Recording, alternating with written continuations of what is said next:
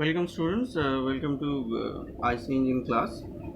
So today we are going to start the method of supercharging. So before this lecture we have already learned what is supercharging, what are the supercharger, what kind of supercharger we have, the details of root type supercharger, vent type supercharger and centrifugal supercharger.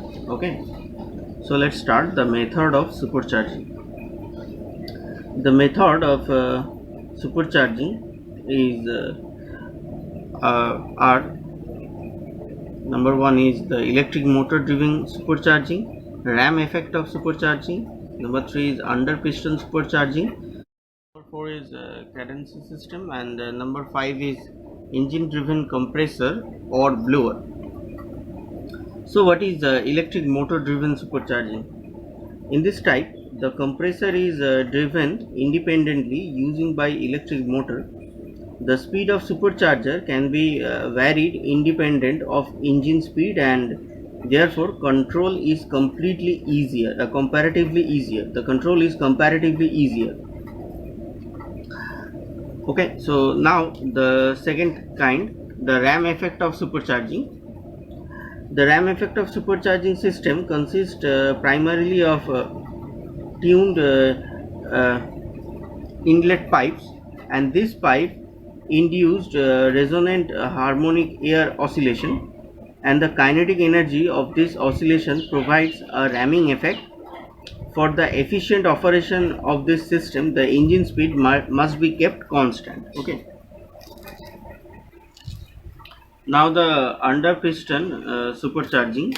Under piston method of supercharging has so far been confined to large marine four-stroke engines of crosshead type. It utilizes the bottom side of the piston for compressing the air. The bottom ends of the cylinder are closed off and provided with a suitable valve, and this system has adequate supply of compressed air as there is two delivery stroke to each suction stroke. Okay, of the cycle. Now the cadence system of supercharging. So this system utilizes the energy in the exhaust system to cause a depression of pressure in the cylinder, and this depression makes a scavenge air to flow into the cylinder. A blower may be used with this system, but it's not an essential part. Okay, so the cadency system is based on the following principle: when the exhaust port or valve are opened rapidly during the end of compression stroke, there is within the first interval of few thousandths of a second and and impulse in the gases to escape very rapidly from the cylinder, and this escaping gases leave behind a pressure depression. At the above moment, the fresh charge of air or mixture is allowed to enter the cylinder behind the exhaust gases are suitable timing of the admission valve or port. For the best result, a proper timing and skillful design of the exhaust system is a must. Okay, so the exhaust blowdown may be rapid to get a good sized puff, and in this respect, the exhaust ports are better than the valve, and the ports with square upper edge are better than those round upper edges. The impulse must arrive at the exhaust duct of the concerned cylinder at the right time, some 15 to 20 degree before the exhaust valve closure, and this will depends upon the timing of the blowdown and the travel time of the wave from the source uh, of this design. So the exhaust blowdown must be rapid to get a good size puff. In this respect, the exhaust port are better than valve. and the ports with a square upper edge are better than those with rounded upper edges.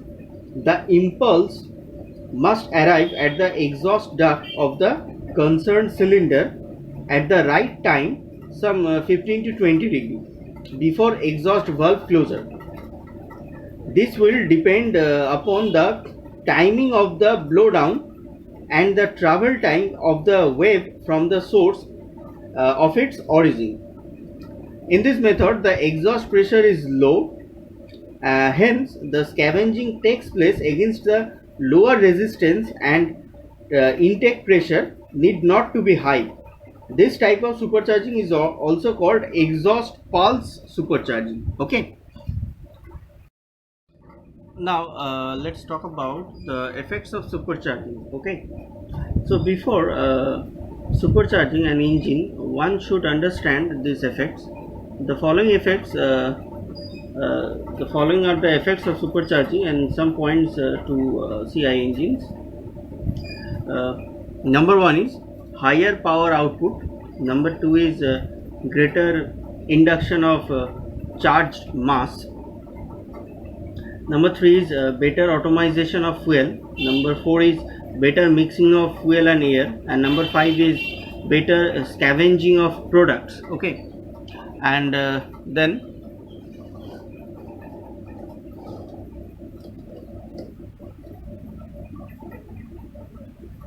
number six is better torque characteristics over the whole speed range.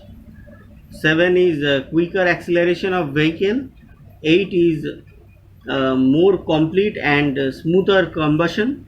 Number 9 is poor ignition quality, fuel usage, and number 10 is smoother operation and reduction in diesel knock tendency. Number 11, one second,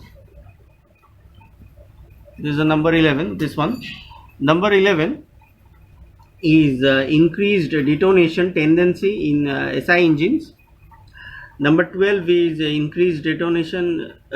Number 12 is improved cold starting. Number 13 is reduced exhaust smoke.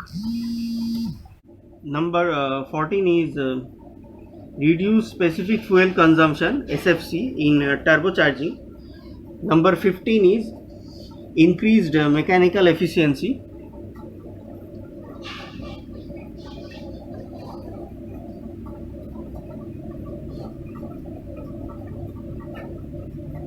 Number 16 is increased thermal stress. Number 17 is increased heat loss due to increased turbulence. Number 18 is increased gas loading. Number 19 is increased valve overlap period of 60 to 160 degree of crank angle. And number 20 is increased cooling requirements of piston and valve. Okay, so these are the effects of supercharging. Okay, the arrangement of supercharging in the engine is shown in this figure 1 2. There are four arrangements. Okay, in the arrangement 1, number 1, first is this one is the compressor, this is the gearbox, and this one is the engine. So first the air comes into the compressor, then it compressed, and then that compressed air is flow into the cooler, okay, the heat exchanger, where it reduces the heat. Then the air again enters to the engine, and then this one is the exhaust, number 4. Okay, and the speed of the engine is increased by using this step up gearbox. Okay, in the number 2 arrangement, first the air is comes into the compressor here, point 1. Then after compressing, the air flows to the cooler, then here it reduce its temperature. Then the air is flows, the compressed air then flows to the engine, and the exhaust is then after getting out from the engine, the air then flows through the turbine. This one is the gas turbine. Okay, this is the arrangement number 2. In the third arrangement, uh, similar kind of the same as arrangement number 2. In the third arrangement, first the air comes to the compressor, then it compressed, then it flows to the cooler, and then it flows into the engine, and then the exhaust flows through the turbine. But one thing is that here the turbine and the compressor is coupled with the engine through this step up gearbox. Okay, this is the difference between number 2 and number 3. In the number 2, the turbine and compressor is not coupled with the engine, but in case of number 3, the turbine and compressor is coupled with the engine through this gearbox. This is the arrangement number 4. In this arrangement, the compressor is coupled with the engine. First, the air is sucked into the compressor, then the air gets compressed, then the air flows to the cooler. After reducing its temperature, the air flows to the engine, then it flows through the exhaust gas, then flows through the turbine. Okay, this is number 5. So this is the fourth arrangement of the supercharger with the engine. So let's talk about the turbocharging. So in turbocharging, the supercharger is being driven by a gas turbine which uses the energy in the exhaust gases. There is no mechanical leakage between the engine and the supercharger. The major parts of the turbocharger are turbine wheel, turbine housing, turbo shaft, compressor wheel, compressor housing, and the bearing housing. Okay. So in this figure, you can see this is a compressor is driven with a gas turbine. This is the figure of a turbocharger, and the working principle of it is shown in this figure. So once again, from this side, the air is inlet in the compressor, then air flows to the charged air cooler, then the cooled compressed gas or air flows to the engine. Okay, then the exhaust gases again comes and flows through the turbine, and this is the exhaust. Okay, so this principle is the same as the previous 4 cases. In the previous 4 cases, the turbine arrangement, the supercharging arrangement, I have shown you the 4 arrangements where there is a gas turbine is present in the in the in the last 3 cases. A gas turbine is present. So these are the turbocharger. Okay, so during the engine operation, the hot gases blow out through the exhaust valve opening into the exhaust manifold, and this exhaust manifold and the connecting turbine route these gases into the turbine housing. As a gas pass through the turbine housing, they strike on the blade on the turbine wheel. When the engine load is high enough, there is enough gas flows, and this makes a turbine wheel to spin rapidly. Okay, the turbine wheel is connected to the compressor wheel by a turbo shaft. As such, the compressor wheel rotates with turbine which strikes air into the compressor housing, and the centrifugal force throws the air outward.